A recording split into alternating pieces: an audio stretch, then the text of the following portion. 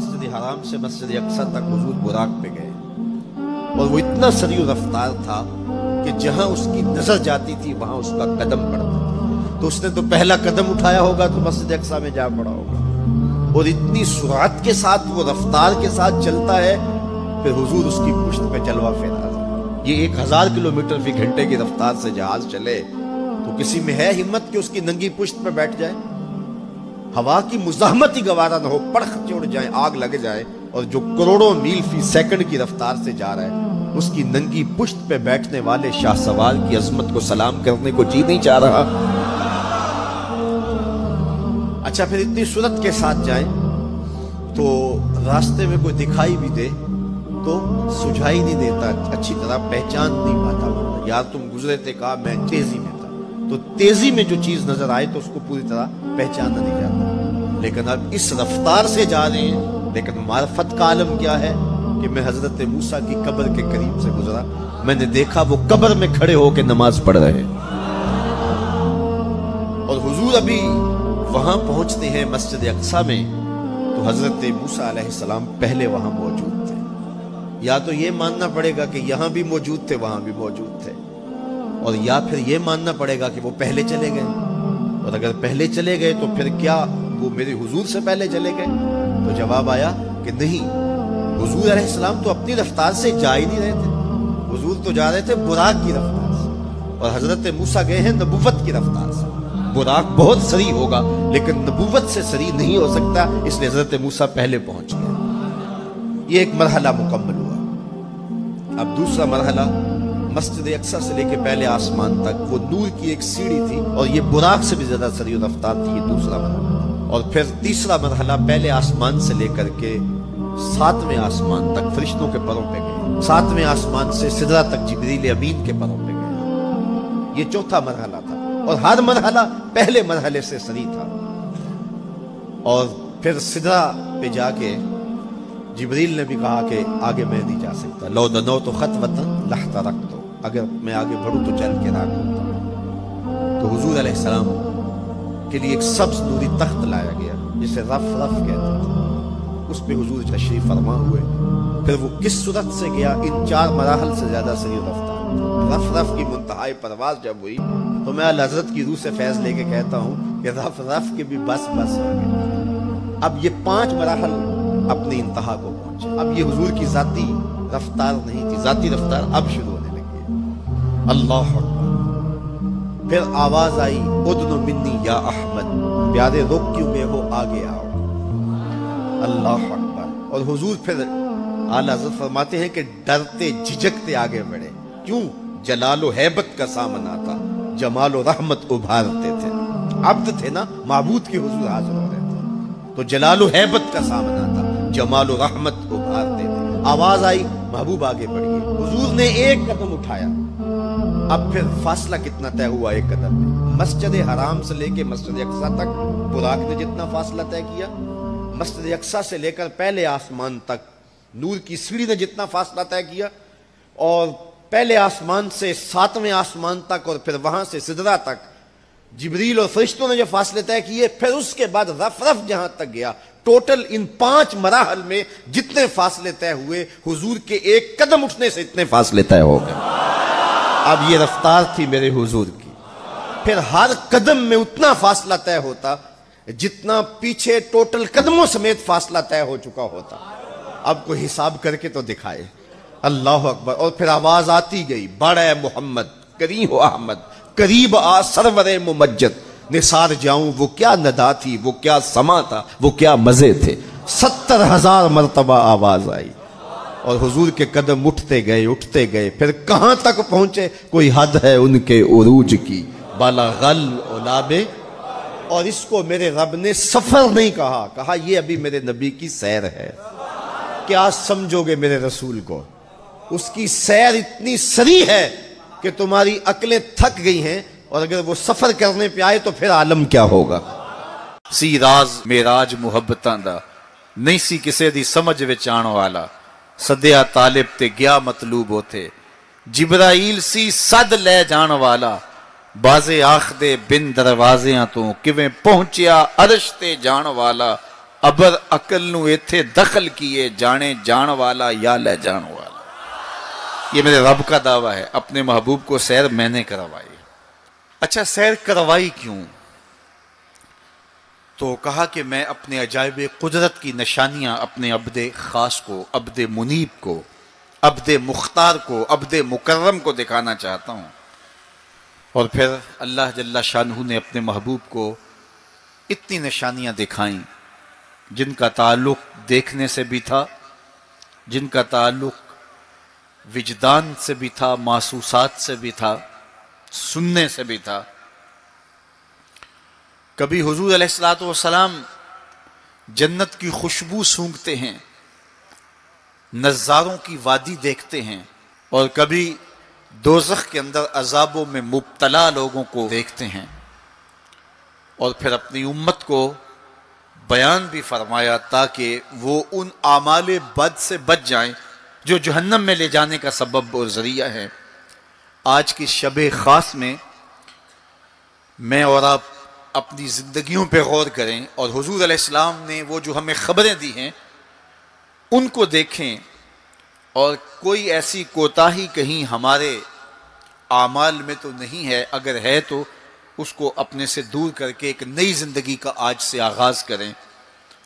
حضور علیہ الصلوۃ والسلام نے فرمایا کہ میں نے کچھ لوگوں کو دیکھا کہ پتھروں سے ان کے سر کچلے جا رہے ہیں، اور پتھروں سے کچلنے کی وجہ سے ان لوگوں کے سر کیمے کی طرح ہو جاتے، کوٹ دیے جاتے ہیں پتھروں سے، لیکن تھوڑی دیر کے بعد پھر صحیح ہو جاتے ہیں، لیکن پھر دوبارہ ان کے سر کچلے جاتے. تو میں نے پوچھا جبریل یہ کون لوگ ہیں؟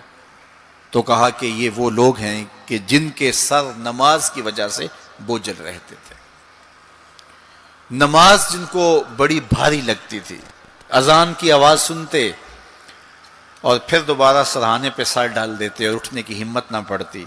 حی علی الصلاۃ حی علی الفلاح کی دل فریب صدائیں کانوں میں پڑتی. تو ان کے سر نماز کی وجہ سے بوجھل ہوتے تھے، اور آج ان کے سر پتھروں سے کوٹے جا رہے ہیں. اس پورے اجتماع میں جو اس گراؤنڈ کے کناروں تک ہے اور باہر گلی میں بھی اس لاؤڈ سپیکر کے ذریعے سے، بازار میں بھی، سڑک پر بھی آوازیں پہنچ رہی ہوں گی، تو آپ سب اور میں غور کریں کہ ہماری زندگی میں کہیں نماز سے کوتاہی تو نہیں ہے. اور یہ بھی سن لیجئے کہ یہ معراج کا تحفہ خاص ہے جو حضور لے کر آئے ہیں. اسی لیے الصلاۃ معراج المومنین کہا گیا کہ نماز اہل ایمان کے لیے معراج ہے. حضور کا معراج تو یہ کہ دیدار الہی کیا اور وہاں تک پہنچے جہاں کسی کا تصور بھی نہیں پہنچ سکتا. لیکن اس امت کے لیے معراج یہ ہے کہ جب وہ پیشانی سجدے میں رکھ کے سبحان ربی الاعلیٰ کہتی ہے، اتنی رحمتیں برستی ہیں کہ اگر لوگوں کو پتہ چل جائے کہ ہم جب سجدے میں ہوتے ہیں تو کتنی رحمتیں برستی ہیں تو وہ سجدے سے ساری نہ اٹھائیں. اتنی رحمتوں کا نزول ہوتا ہے. اس لیے اس امت کا معراج یہ ہے کہ یہ 5 گانا نماز شعار زندگی بنا لے، کبھی بھی نماز قضا نہ ہونے دے، اپنی زندگی میں نمازوں کو اس طرح شامل کرے کہ نماز کا وقت آئے تو بے چینی ہو کہ نماز کی ادائیگی ہو، اور ایک نماز کے بعد دوسری نماز کا انتظار کرنے لگ جائیں. حضور نماز کو آنکھوں کی ٹھنڈک قرار دیں. بلال حبشی کو جب اذان کے لیے کہتے تو یہ فرماتے ارحنا یا بلال، بلال اٹھو اور ہمارے سینے کو راحت پہنچا دو. تو نماز سے حضور کے قلب کو، حضور کے سینے کو راحت پہنچتی تھی. میں اور آپ جتنے لوگ یہاں آئے ہیں اور جس ہجوم کے ساتھ، جس شوق کے ساتھ، جس ولولے کے ساتھ اور جس محبت کے ساتھ آئے ہیں، یقیناً آپ اور میں حضور کو راضی کرنے آئے ہیں، اپنے رب کو راضی کرنے آئے ہیں، آقائے دو عالم کی رضا کے حصول کے لیے ہم آئے ہیں. تو حضور کی رضا کے طالب بن کے آج کے اس اجتماع میں آنے والوں، اگر تم چاہتے ہو کہ حضور ہم سے راضی ہو جائیں، تو اگر بدقسمتی سے کوئی بے نمازی ہے تو آج عزم کر کے جائے کہ آج کے بعد نماز نہیں چھوڑوں گا. اللہ کے رسول راضی ہو جائیں گے انشاءاللہ، چونکہ حضور نے نماز کو اپنی آنکھوں کی ٹھنڈک قرار دیا ہے. یہ حضور کے لیے راحت کا سبب تھا. تو 5 گانا نماز شعار زندگی رکھیں. قرآن مجید کا اسلوب ملاحظہ کیجئے. والنجم اذا ہوا اور پیارے چمکتے تارے محمد کی قسم جب معراج سے اترے، معراج پر جانے کا ذکر بھی کیا، معراج سے پلٹ کے آنے کا ذکر بھی کیا۔ حضور تو وہاں تک گئے، جنتیں بھی پیچھے رہ گئی، سدرہ بھی پیچھے، لیکن پلٹ کے پھر آ گئے۔ وہ ہر عالم کی رحمت تھے، جہاں چاہتے وہ رہ لیتے، مگر ان کی مہربانی کے یہ عالم پسند آیا، پھر پلٹ کے اس امت کے لیے واپس آئے میرے حضور صلی اللہ علیہ وسلم۔ ما ضل صاحبکم وما غوا، تمہارے صاحب، تمہارے آقا و مولا، تمہارے سید و سرور صلی اللہ علیہ وسلم نہ بہکے اور نہ بے راہ چلے۔ وما ینطق عن الہوی، اور وہ پیارے محبوب صلی اللہ علیہ وسلم اپنی خواہش سے بات ہی نہیں کرتے۔ جب بھی حضور جنبش لب فرماتے ہیں تو یہ رب کی طرف سے ہوتا ہے۔ وہ دہن جس کی ہر بات وحی خدا، وہ دہن جس کی ہر بات غنچائے علم و حکمت پہ لاکھوں سلام۔ علمہ شدید القوا، سکھایا ان کو سخت قوتوں والے طاقتور نے۔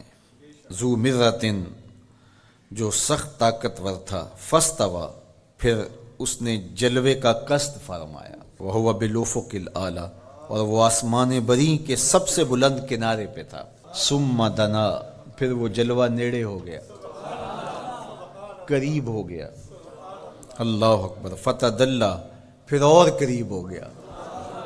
فکان قاب قوسین او ادنا، تو اس جلوے اور اس محبوب میں 2 ہاتھ کا فاصلہ رہا، جس طرح 2 کمانیں آپس میں ملتی ہیں، تو اتنا فاصلہ رہ گیا۔ اب یہیں اگر قرآن بات کو ختم کر دیتا تو کوئی کہتا کہ سمجھ آ گئی اللہ اور اس کے رسول کی قربت کی، کتنی قربت ہے، لیکن اللہ نے کہا یہ تمہارے سمجھانے کے لیے کہا، او ادنا، قرب اس سے بھی زیادہ ہوا۔ تم تو اتنا ہی سمجھ سکتے ہو نا، کس طرح 2 کمانیں آپس میں جڑتی ہیں۔